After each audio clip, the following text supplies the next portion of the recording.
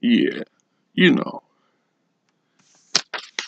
I make my notes and I keep an eye on you because you need an eye on kept, right? All right. Already, the hoaxers and the detractors and those folks are out there saying, there's no space car sailing its way to Mars. Okay, that the Tesla car is a hoax. That Jay Pronzi or some other nut job out there with his 2 cents, where hey, you're right entitled to every 2 cents, my friend, but you're not the conspiracy fanatics. Gotta love the conspiracies. I have conspiracies that the conspiracists are always involved with conspiracies. Am I right or wrong? Okay, first off, if you had a stinking pile of money so freaking high that you couldn't spend all of it in your lifetime if you farted it and wiped your butt with it and shot it out of a cannon at your neighbors every time you rolled up the street, what would you do with it? History is full of those kind of extremely uber wealthy people who do mixed things. Some of them are, they go out and they build schools and libraries and universities and they fund grants, and others are just, miserly bastards who don't do a damn thing for nobody but themselves. Okay. Now, Elon Musk, he's got visions and he's got plans, and I applaud this guy. He's accomplished, and he and his peers have accomplished more in the past 2 decades than NASA has in the past 6 in some aspects. Now, I will grant you that basically everything that these modern day mercantile space shot experts, these spacemen, rocket men, to quote the president, are accomplishing is built on the technology and the backs of a whole lot of government employees who worked really hard to develop that stuff on the tax dollar. I'll grant you that. But those same tax dollars and have been hard at work for years, and yet here we are, far, far short of where we could be. I often lament the fact that the world spends so much money on defense and on war than they do on exploration and developing the next generation of technology. Now, if you took 10% of the budget of all the countries in the world that spend on the military and applied it to space development and exploration, we'd already be in space. We'd already have colonies on the moon and Mars and orbiting into space because we'd have the resources to do it.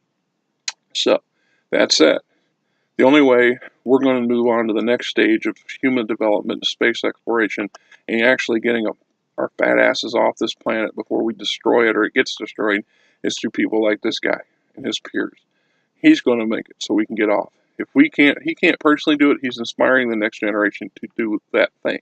So they're coming up with the technology, they're developing the means, and they're not asking for the government's permission. They're not sitting around waiting for Uncle Sam or Uncle Sergey or whatever to say, you could all do this now. They're like, you know what? We're doing it anyway. So, old boy gets together and says, "I'm going to build the biggest, most powerful lift rocket we can do to date, so we can put some even bigger stuff in orbit or put more stuff in orbit, and we have to do a test. We have to launch it, do a test launcher too. So what do? Well, my understanding, which I was surprised to find out that this is a standard thing, it's just to fill the cargo bay up with cinder blocks or something. I'm just going to put some dead weight in there because we need something to simulate the mass of this capacity. That way we know how it's going to act with full load without putting an extremely expensive full load in it, right? I get that. So this guy's thinking, you know what, let's have fun while we do this, and it'll be a publicity stunt that'll draw a lot of attention. And a few nut jobs out there who will call it a hoax. So he takes one of his personal cars out of his personal collection, ironically a Tesla, an electric car or whatever, and a really snazzy one to boot, all the heavy metal movies of the 70s, and stick a space suited figure in it and have him propped up, and he even has his on the dash cam or the screen on the dash says don't worry and or don't panic, all of the hitchhiker books, and fires this thing off into space and strapped a camera to it so we can all watch it and send it off to go wherever it's going to go. A million years from now, some alien race will come across the broken remains of Earth and discover this car floating in the middle of nowhere. I wonder what the heck we were doing, or what kind of people were we that we could zip around the solar system in an open top convertible. I think that's a neat damn thing to do. I'm just saying, a neat damn thing to do. And hoax my ass. It's so cheesy and amusing that it's the damn truth. It's a real thing. Sure, and it makes sense to me. I'm making a public statement, and we're doing it with humor, and we're showing that we can do some pretty important stuff. We can launch a car into space, and we could. What else can you do, America?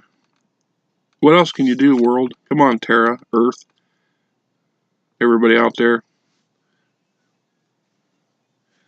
Get your eye on the picture. Get your eye on the realities of the world. What more can we do? What more can you do? Why ain't you doing it?